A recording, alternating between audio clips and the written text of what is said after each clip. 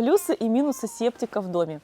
Друзья, всем привет! Вы на канале Манюнин дом. Здесь все про свой дом и загородную жизнь. И сегодня в этом видео мы вам расскажем о нашем опыте проживания с септиком.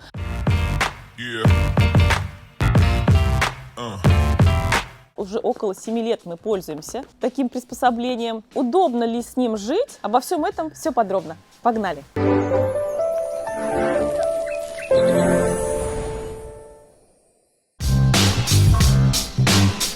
А сейчас пойдемте, мы вам покажем, где располагается наш септик. Он находится поблизости к дренажной яме, чтобы уже все удобно, хорошенечко стекало туда, в эту дренажную яму.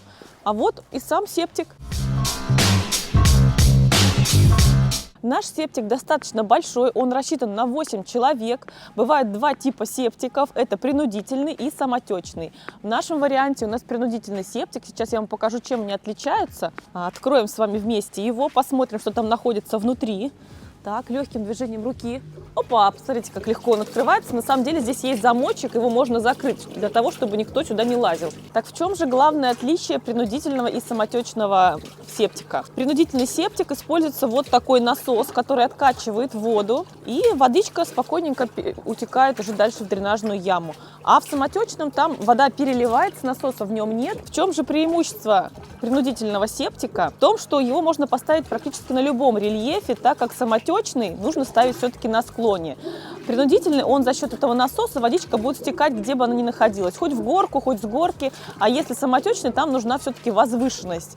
Вот в этом-то и главное их отличие. У нас в двух домах были вот такие септики, они были оба принудительного типа. И сейчас мы вам расскажем, как же нам жилось с этими септиками. И я как хозяйка расскажу о плюсах и минусах его использования уже в быту. Сейчас мы вам расскажем, из чего состоит септик, основные его составляющие части. Итак, начнем с приемной камеры. Это камера приемная, в нее стекает все из нашего дома. Из туалета, из канализации, вот он перед вами здесь вот он находится.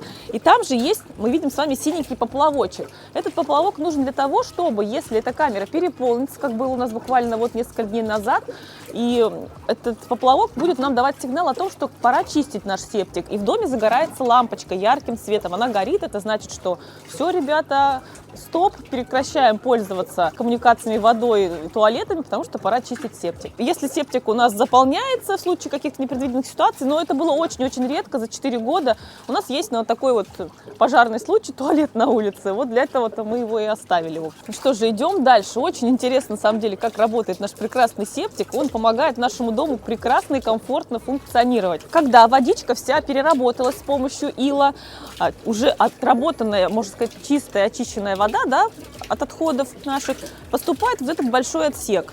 И здесь через вот эту серую трубу она понемножку попадает вот в этот уже такой аквариум белый, да, в котором находится насос.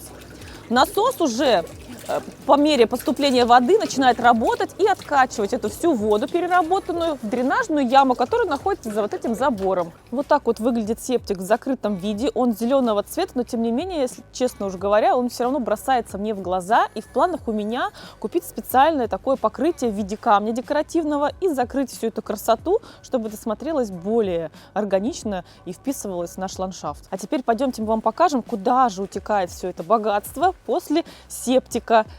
Вся переработанная водичка течет вот в эту ямку дренажную. И вот здесь под землей находится закопана эта труба сливная. Она вот так вот ведет пряменько до септика. Так, давайте подытожим, какие же плюсы септика. Самый главный плюс — это то, что его можно расположить и установить практически в любом месте, где вы планируете строить дом, даже в том месте, где нет городской канализации. В нашем случае это было так и в первом, втором варианте наших домов. У нас была далеко достаточно городская канализация, но тем не менее все у нас прекрасно, мы автономно живем, за канализацию городскую мы не платим. Итак, второй плюс — это то, что обслуживание септика производится раз в год. Этого вполне достаточно при правильной его эксплуатации. То есть нельзя бросать в септик салфетки бумажные, там какие-то тряпки, то, что, возможно, вы когда-то бросали в городскую канализацию. Этого делать нельзя. Но к этому быстро привыкаешь, ничего там сложного нет.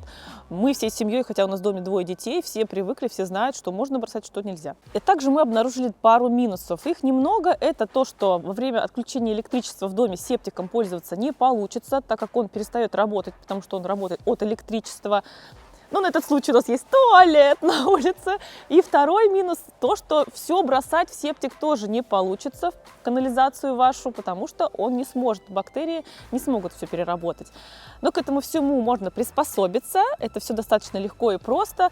Поэтому септик – это классная вещь, абсолютная альтернатива обычной канализации. Друзья, если это видео было для вас интересным, полезным, обязательно поддерживайте наш канал, подписывайтесь, оставайтесь с нами, потому что у нас очень много классных видео про дом, загородную жизнь, про строительство и ремонт. Жмите на ракету, пишите ваши комментарии и отправляйте это видео вашим друзьям и знакомым. А мы желаем, чтобы как можно людей, семей могли сказать, как же в своем загородном доме хорошо.